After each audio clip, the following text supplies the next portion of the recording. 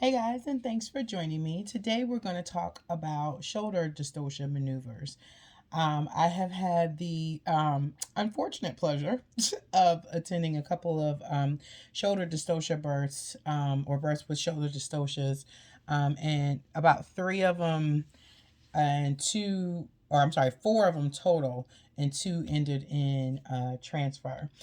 So we know with shoulder dystocias, the things to be prepared for clinically when we see those signs, those turtle signs, which means that head is not descending properly. And when it does descend, it kind of does this like bounce back type thing. It's like a rubber band type thing where it kind of sucks back in. And we know that is a turtle sign.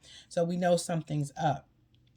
Sometimes clinicians will do a vaginal exam just to see how mom is kind of descending, like put two fingers in just to see how the head is descending, to feel if there's any cord or any arm or any other presenting part that's coming along with the baby.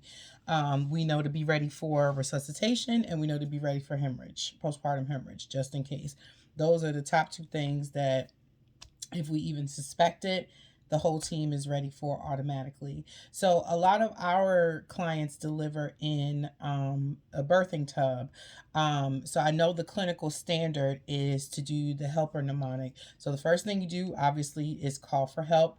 The second thing for the standard of care is to cut an episiotomy. We know in midwifery, we try to avoid that at all costs. Most midwives will try to avoid that at all costs, because there's different maneuvers we can do to get the baby out. For the standard, after cutting the episiotomy, it would be to put the legs back in McRoberts position, which that's usually the first maneuver that most midwives go to, is the McRoberts position.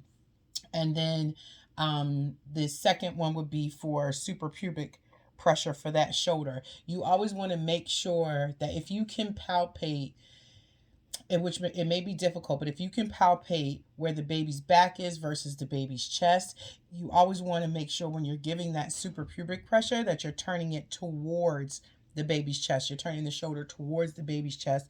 So essentially, they're turning this way instead of them turning this way and then having to rotate like that, which can further lodge the shoulder. Excuse me. If suprapubic pressure does not work, the next step in the helper mnemonic is to go into the vagina and try to release the shoulder that way. And that would require you putting just two fingers in, just as to look little pressure on the posterior shoulder, and that's called the Woods maneuver. And you're gonna kind of push and rotate that shoulder that way. If that does not work to free the shoulder, excuse me, then you want to try to remove the posterior arm. You can, if you can't rotate the arm, you can also try to hook underneath the arm and just slide it like that and just release it. And 9 times out of 10, it will release for you. If that does not work, then you roll mom over on hands and knees and then try to release it that way and start all over again from the top.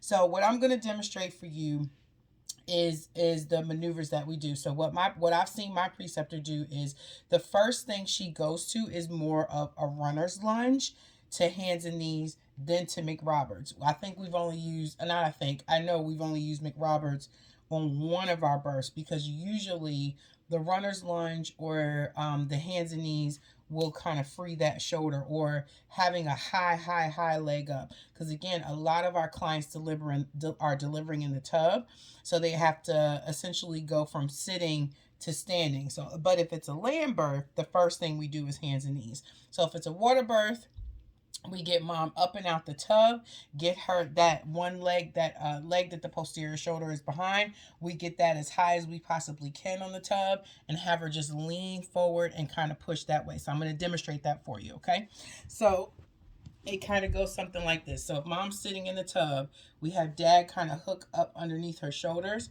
and have her rise up. So say baby's coming to ROA and we're going with this leg, and as she puts it up on the tub, we have her kind of lean forward like that and push. If that does not work, we get the other leg up and out of the tub, get them to the edge of the bed, and then we go to hands and knees. If the hands and knees does not work and we can't release the shoulder that way, we roll mom over gently Again, still having her butt at the edge, towards as far towards the edge of the bed as we possibly can. And then we're getting her in that McRoberts. Knees way extended back, hyperflexed. And she's usually gripping them behind like that. Flat, no pillows behind. And shoulder will release that way.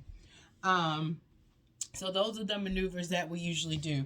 If it's a lamb birth and mom is already, or the birthing person is already up and near a bed or towards the bed, the first thing we'll do is that McRoberts. And this kind of like, say she's rocking at the side of the bed, she's pushing in a squat, or she's pushing in a sideline position. We just automatically roll her over, get her flat, right to McRoberts with those hyperflex knees. And those are my positions and my maneuvers for shoulder dystocia. Thanks.